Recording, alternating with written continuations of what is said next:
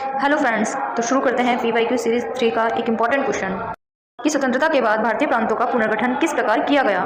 तो जैसा कि आपको पता है, हमारे प्रश्नों के उत्तर की शुरुआत होती है हमारी प्रस्तावना के साथ। प्रस्तावना: बंटवारे और देशी रियासतों के विलय के बाद भी राष्ट्र निर्माण की प्रक्रिया का अंत नहीं हुआ। भारतीय प्रांतों की आंतरिक सीमाओं को तय करना अभी बाकी था, और ये केवल एक प्रशासनिक मामला नहीं था, क्योंकि प्रांतों की सीमाओं को इस तरह तय करना था कि देश की भाषाई और सांस्कृतिक बहुलता की झलक मिले और राष्ट्र की एकता भी खंडित न हो। यहाँ पर हम ऐड ऑन करेंगे एक और इम्पोर्टेंट हेडिंग कि औपनिवेशिक शासन के दौरान प्रांतीय सीमाओं का निर्धारण कैसे किया गया। तो उस दौरान प्रांतीय सीमाओं का निर्धारण प्रशासनिक सुविधा के लिहाज से तय होता था, मतलब जितने क्षेत्र को जीता उसे एक अलग प्रांत मान लिया।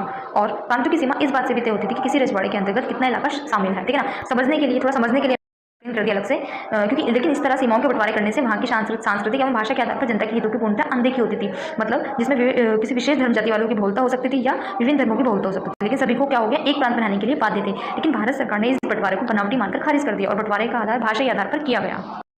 अब हम देखते हैं भाषाई आधार पर प्रांतों की सीमाओं के निर्धारण की शुरुआत कैसे हुई। सबसे पहले 1920 में कांग्रेस नागपुर अधिवेशन के साथ ही इस सिद्धांत को मान लिया गया कि राज्यों की पुनर्गठन भाषाई आधार पर होगा। लेकिन आज़ादी में विभाजन के बाद नेताओं को यह डर लगा कि भाषाई आधार पर प्रांत बनने से अव्यवस्था ना हो जाए, हमारा देश टूट ना जाए। लेकिन इसके विरोध में स्थानीय नेता और लोगों ने चुनौतियां देना शुरू कर दिया। सबसे पहले पुराने मद्रास प्रांत के तेलुगु भाषी क्षेत्र में विरोध उठा।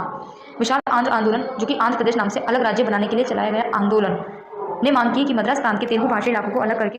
इसी के साथ कांग्रेस के नेता और दिग्गज गांधीवादी पोटी श्रीरामुलु अनिश्चितकालीन हड़ताल पर बैठ गए और 56 दिनों की भूख हड़ताल के बाद उनकी मृत्यु हो गई, जिससे इस आंदोलन को और गति मिली। जगह जगह हिंसात्मक घटनाएं और विरोध प्रदर्शन शुरू हुए और आखिरकार 1942 में आंध्र प्रदेश नाम से अलग प्रांत बनने की घोषणा की। उसके बाद 1953 में राज्य पुनर्गठन आयोग बनाया गया, जिसका मुख्य कार्य राज्यों की सीमांकन के मामले पर गौर करना था, जिसने अपनी रिपोर्ट में यह स्वीकार किया कि राज्यों की सीमाओं का निर्धारण वहां बोली जाने वाली भाषा के आधार पर ही होना चाहिए। और उसी के तहत 1956 में राज्य पुनर्गठन अधिनियम पास हुआ। इस अधिनियम के आधार पर 14 राज्य और 6 केंद्र शासित प्रदेश बनाए गए। अब हम आते हैं अपने आंसर के।